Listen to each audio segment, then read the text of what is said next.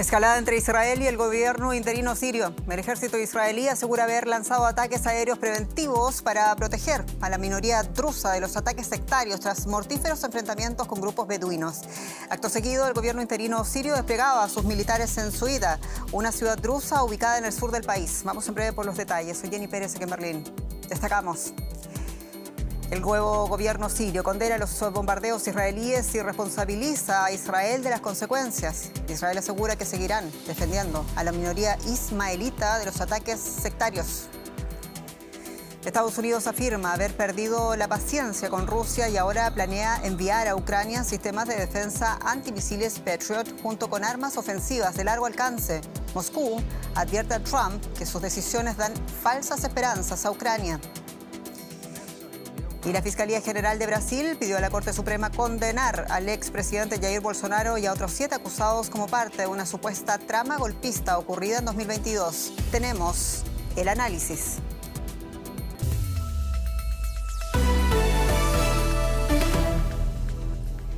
Las fuerzas sirias se desplegaron en Sueida en medio de intensos enfrentamientos y operaciones aéreas de Israel. Este martes, Israel continuaba sus ataques contra esa ciudad ubicada al sur de Siria por segundo día consecutivo, prometiendo defender a la minoría drusa y mantener la zona desmilitarizada. 3 días de enfrentamientos entre la minoría drusa y beduinos sunitas dejan a más de 100 personas muertas. Siria condena los bombardeos israelíes y responsabiliza a Israel de las consecuencias. Sueida en estado de emergencia. El ejército sirio se ha desplegado por las calles de la ciudad. Alá es grande. Este es el centro de Sueida. Brigada acorazada, División 42. Este es el centro de Sueida. Las fuerzas gubernamentales fueron enviadas tras días de violentos enfrentamientos entre beduinos suníes y la minoría drusa. Es la primera vez que tropas del nuevo gobierno ingresan a Sueida. Hasta ahora la ciudad había gestionado su propia seguridad y confiaban los combatientes locales para mantener el orden. La desconfianza ante el gobierno, dominado por islamistas, es permanente. Sin embargo, tras los enfrentamientos en los que murieron decenas de personas los últimos 3 días, los líderes drusos cedieron ante la presión de Damasco para permitir la entrada de militares. El ministro de Defensa anunció horas después que se había acordado un alto el fuego. Pero poco más tarde, Israel llevó a cabo un ataque aéreo en Sueida contra las fuerzas gubernamentales sirias, justificando el ataque como defensa de la minoría drusa. A pesar del alto el fuego acordado, los enfrentamientos continúan. Se teme que los combates puedan desatar un conflicto intercomunitario. Y ampliamos la perspectiva con el periodista Joan Cabasés en Beirut. Joan, ¿cómo explica Israel este ataque por el que el gobierno interino sirio lo responsabiliza de las consecuencias? ¿Por qué le importa tanto proteger a esa minoría?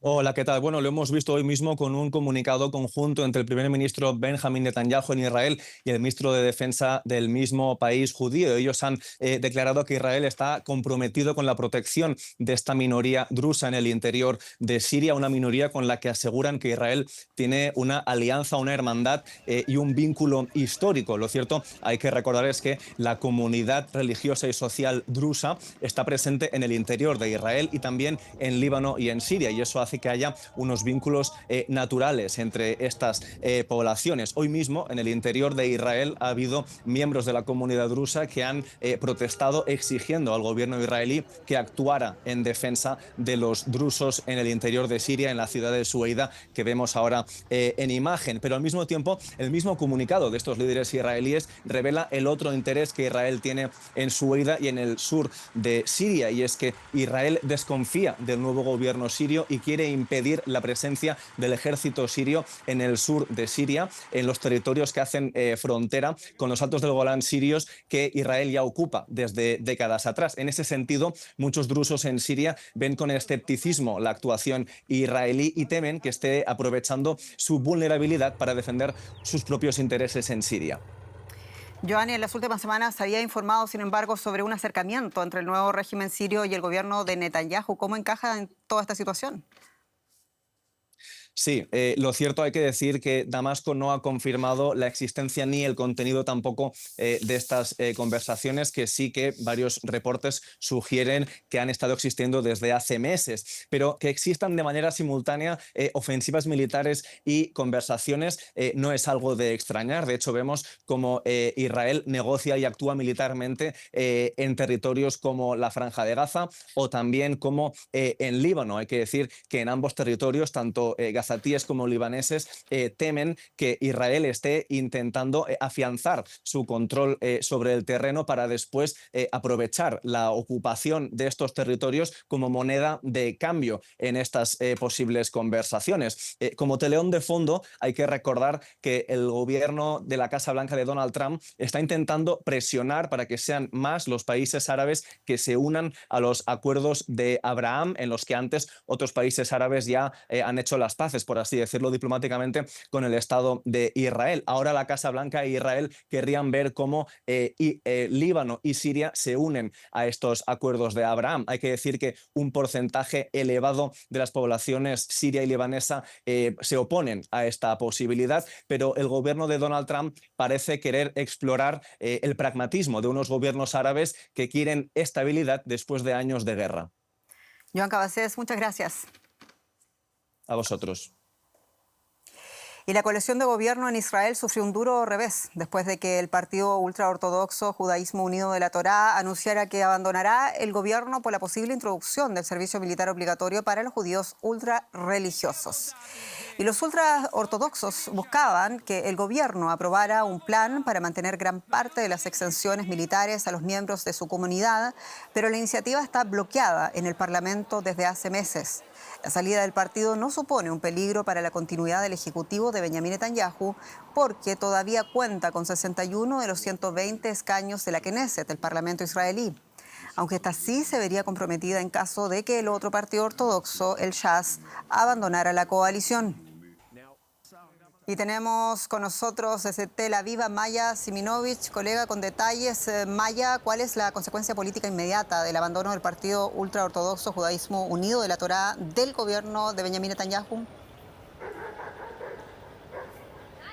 Hola Jenny, pues precisamente como mencionabas, esta es una alianza en realidad que engloba dos partidos, Agudat Israel y Degel la Torá, que es la bandera de la Torá.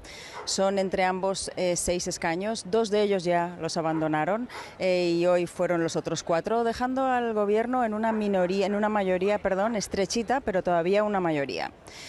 Por ahora no cambia nada, cambia que está tensa la situación y se está esperando al jueves para saber si el otro partido ultraortodoxo, este sí mayoritario, va a seguir los pasos de estos dos. ¿Y qué pasa si se da ese escenario, Maya? ¿Significaría acaso el fin del gobierno de coalición de Benjamín Netanyahu? En este caso son 11 escaños, lo que significaría que realmente el gobierno no estaría en posición de gobernar.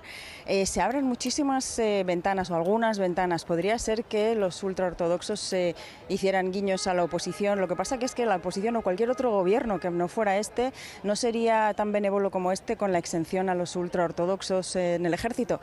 Que si recordamos, esto comenzó en el año 48 cuando se creó este Estado y Ben Gurión, el primer ministro y fundador, quiso proteger el estudio de la Torá porque era algo muy minoritario y casi abandonado. Entonces decidió que los estudiantes de las yeshivot, de los estudios de la Torá, no iban a servir en el ejército porque eran muy poquitos y entonces había una exención que se renovaba cada tanto. En este momento los ultraortodoxos son el casi 14% de la población. La situación es totalmente diferente. Y esto otros partidos no lo apoyan como si lo apoya esta coalición de gobierno. O sea que si Shas se retira, podría ser que lo haga para boicotear otras cosas que quiere avanzar el gobierno para lograr este objetivo. O también se dice que quizás no le convenga para nada hacer esto y simplemente es posible que Netanyahu estire y estire estas negociaciones hasta que dentro de pocos días la Knesset, el Parlamento, va a salir de vacaciones de verano y no se retomarán las legislaturas y las votaciones hasta octubre. Muy interesante, Maya Siminovich. Muchas gracias por estas informaciones en Tel Aviv. Y según informaciones del diario estadounidense Financial Times, Donald Trump habría consultado al presidente ucraniano, a Volodymyr Zelensky, la posibilidad de que Ucrania atacara a Moscú si Estados Unidos le proporcionaba armas de largo alcance. Bueno, y estas informaciones llegan un día después de que el presidente estadounidense anunciara planes para vender armamento a sus aliados europeos que luego suministrarían a Ucrania. Trump habló abiertamente sobre este tema durante una reunión en la Casa Blanca con el jefe de la OTAN, Mark Rutte. El acuerdo incluye misiles de fabricación estadounidense, munición y los sistemas antimisiles Patriot fundamentales para la defensa ucraniana. Es la primera vez que Trump llega a un nuevo acuerdo para suministrar armas a Ucrania desde que volvió al poder. Y desde Madrid tenemos a Jesús Núñez Villaverde, quien es codirector del Instituto de Estudios sobre Conflictos y Acción Humanitaria. Jesús, bienvenido. Si se llegara a concretar el anuncio de Trump, potencialmente, ¿cuánto se podría extender la guerra a Ucrania? Bueno, a día de hoy la guerra ya está extendida. Recordemos que Ucrania lleva ya meses golpeando fundamentalmente con drones, también con misiles, dentro del territorio ruso. Lo ha hecho incluso más allá de 1000 kilómetros desde la frontera común entre Ucrania y Rusia, básicamente, como digo, con drones. Y en estos últimos meses ha ido aumentando el material sofisticado que los aliados occidentales han puesto en manos de Ucrania, y eso le ha permitido golpear centros de mando, bases aéreas, depósitos de combustible, y todo eso en definitiva complica más las cosas a Rusia. Pero en cualquier caso, parecía que el viaje sorpresivo del secretario general de la OTAN a Washington iba a traer un mensaje mucho más contundente, pero lo único que demuestra en realidad es la decepción de Trump cuando ve que Putin no se acomoda a su agenda, y por lo tanto cabe imaginar que todo este anuncio lo que esconde es el intento por parte de Trump de forzar a Putin a la mesa de negociaciones para llegar a algún tipo de acuerdo. Veremos si eso se consigue después de haber dicho primero que iba a terminar la guerra en 24 horas, después que le daba 2 semanas a Putin para negociar la paz, y ahora le concede 50 días. Por lo tanto, 50 días en los que Putin puede seguir adelante con su ofensiva militar.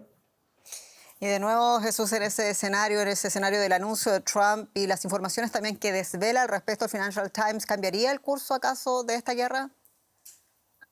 Entiendo que no, porque estamos hablando fundamentalmente, en el mejor de los casos, de la entrega de misiles Patriot.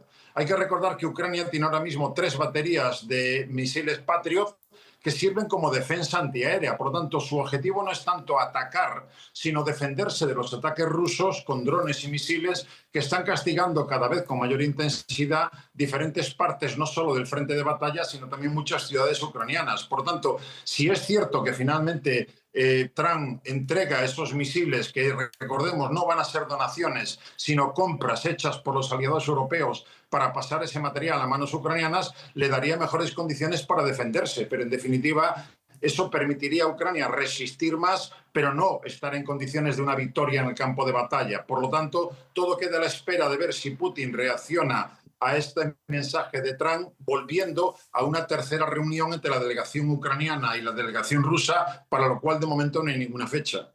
Jesús Díaz Villaverde, muchas gracias, en Madrid. Un placer. Y como siempre, se mueve el mundo de la economía y finanzas con Andrés Blumenkranz, los detalles. ¿Qué tal, Jenny? Vamos a hablar de la inflación en Estados Unidos. Hoy se conoció el dato de junio. La inflación allí se sitúa ahora en el 2,7% interanual. En mayo estaba en el 2,4%, 3 décimas porcentuales por abajo. Quedó en línea con lo esperado por los analistas. Los mercados y también los analistas están todavía calibrando el efecto de los aranceles de Donald Trump sobre la economía y el nivel de precios.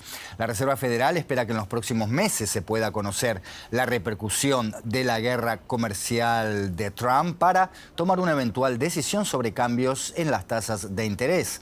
Trump viene presionando hace tiempo a la Fed, que es un ente autónomo, para que baje la tasa a un nivel ínfimo del 1%. Por su parte, los economistas advierten de que el aumento de aranceles va a disparar la inflación en algún momento y lastrar el crecimiento económico. De este tema vamos a hablar con la ayuda de nuestro corresponsal en Nueva York, Argemino Barro. Argemino, la inflación sube más de lo esperado. ¿Cuál es el mayor riesgo que están barajando los economistas ahora mismo?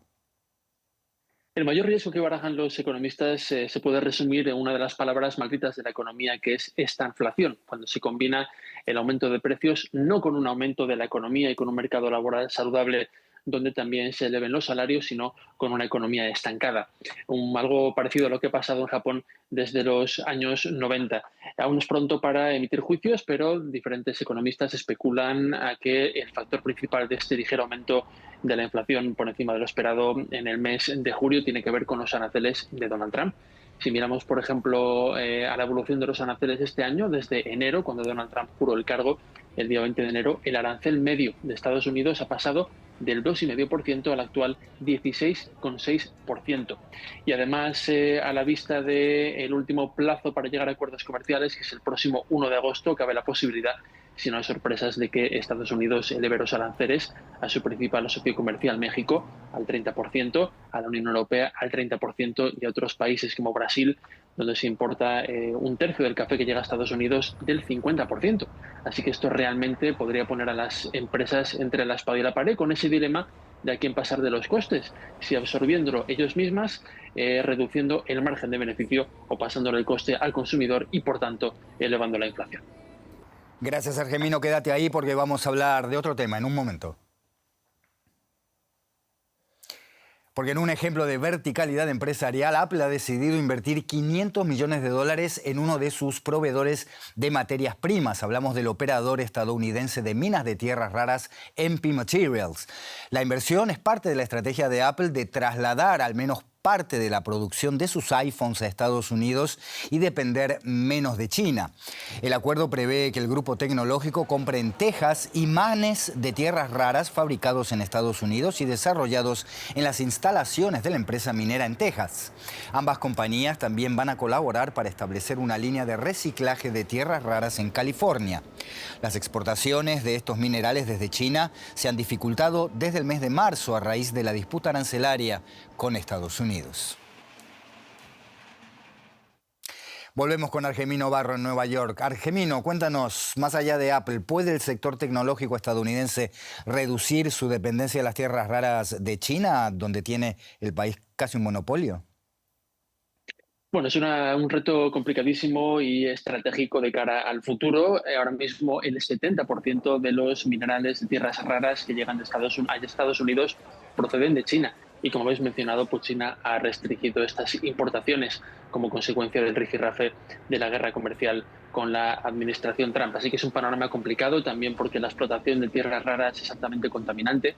Una de las razones por las que Estados Unidos ha sido, digamos, reacio en las últimas décadas a esta explotación. También requiere una tecnología particular y hay, por tanto, toda una serie de retos técnicos y logísticos, pero las políticas de la administración Trump apuntan en esa dirección. Los aranceles, por ejemplo, intentan encarecer la dependencia, la importación de otros países y establecer o reforzar las cadenas de suministro en Estados Unidos, especialmente, por ejemplo, en el sector estratégico de la defensa y de la tecnología, que son precisamente los que más dependen de tierras raras. Este año Apple había prometido participar en esa inversión de $500 millones en estas cuestiones y ha anunciado hoy esos $500 millones para recibir esos minerales a partir del año 2027 en esta empresa MP Materials, donde, por cierto, el Pentágono la semana pasada también anunció una fuerte inversión, porque, como decimos, se trata de un reto importante y estratégico para el futuro de Estados Unidos.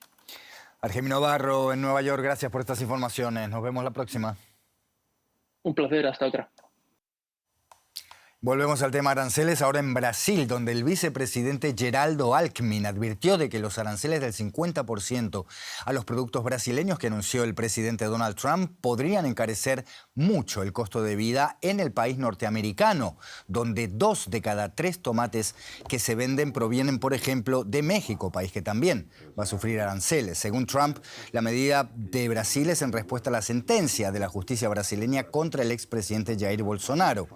Los fabricantes de maquinaria, productores de acero, ganaderos y cultivadores de café, naranjas y otros rubros agrícolas estarían entre los sectores exportadores más afectados. El vicepresidente brasileño reiteró que la prioridad de su gobierno y del empresariado es una negociación con Washington.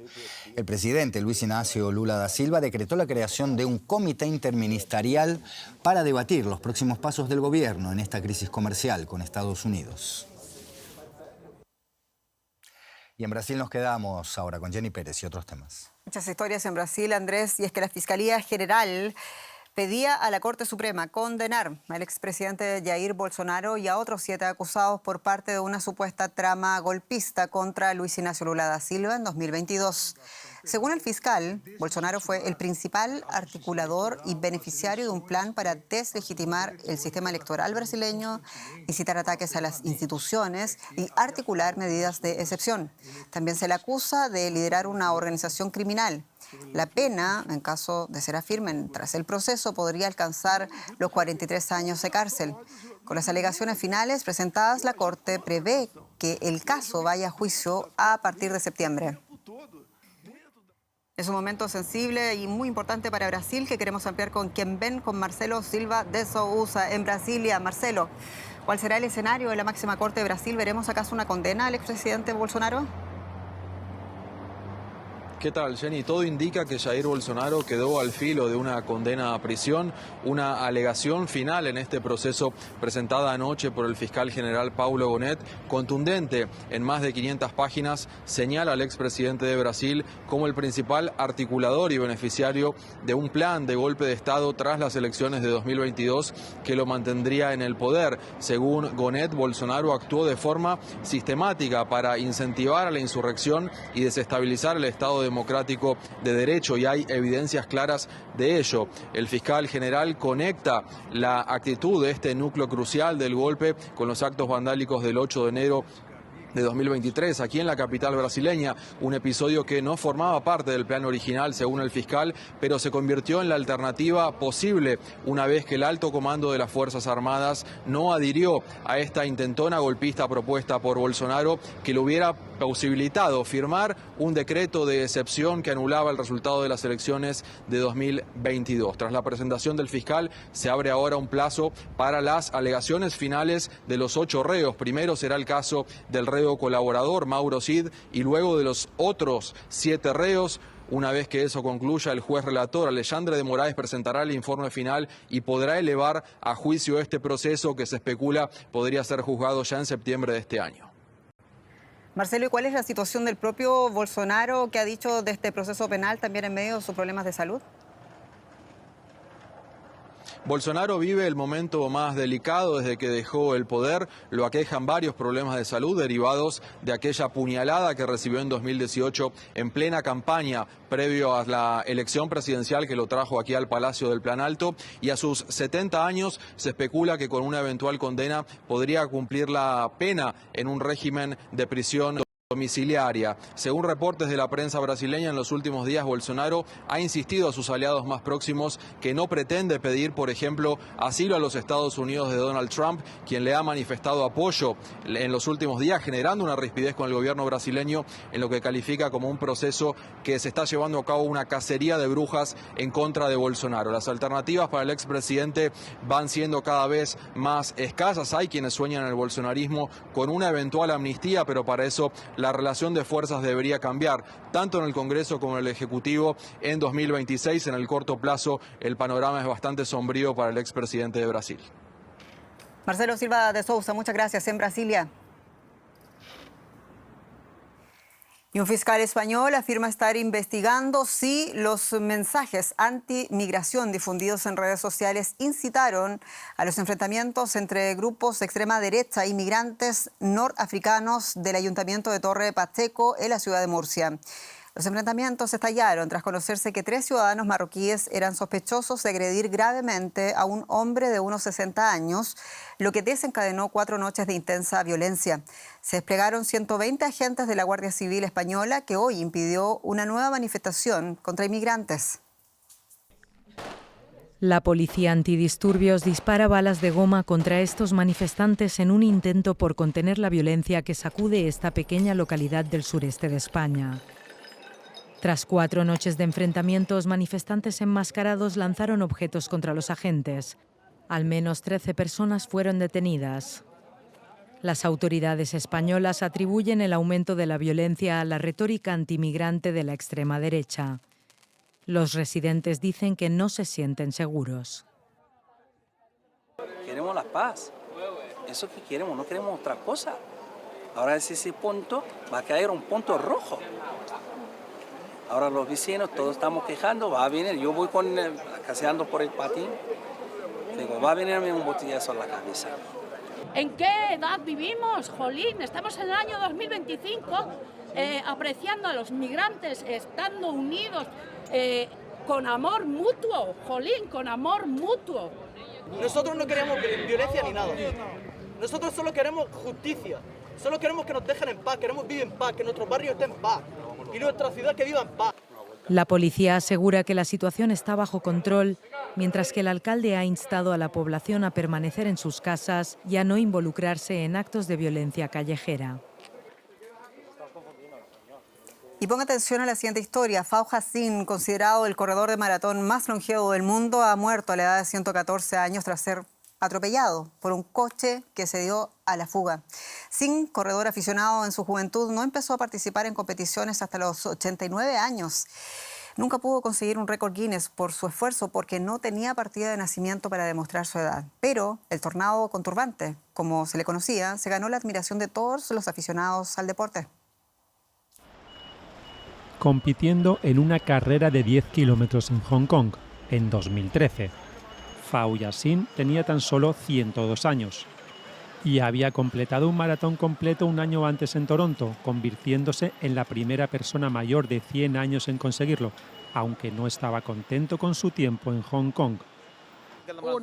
Oh no, en realidad esperaba correr mucho más rápido. Conocido por sus seguidores como el tornado con turbante, la suya fue una vida insólita.